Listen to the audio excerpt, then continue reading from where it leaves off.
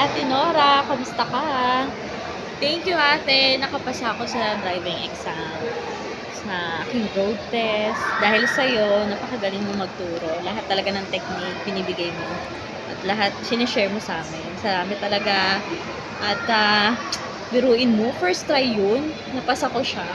At nagkaroon na ako ng license. Ayan, baliktad. Ayan yung license. Thank you so much, Ate Nora.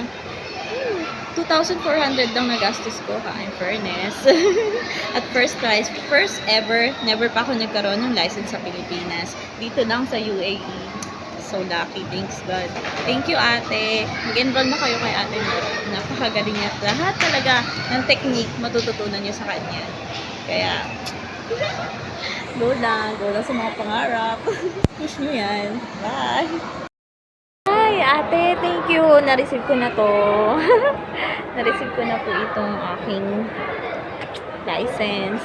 Thank you. Alam niyo si Ate Nora, napakabait talaga niyan, tsaka napakatiyaga magturo. Talagang lahat ng mga technique na ibibigay niya talaga sa iyo.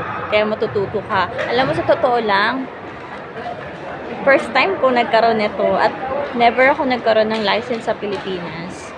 So this time lang talaga sa UAE ko lang nakuha itong license na ito. Matagal ko nang pinapangarap. Thank you, Ate Nora. Enroll na kayo kay Ate Nora kasi napakagaling talaga niyan magturo.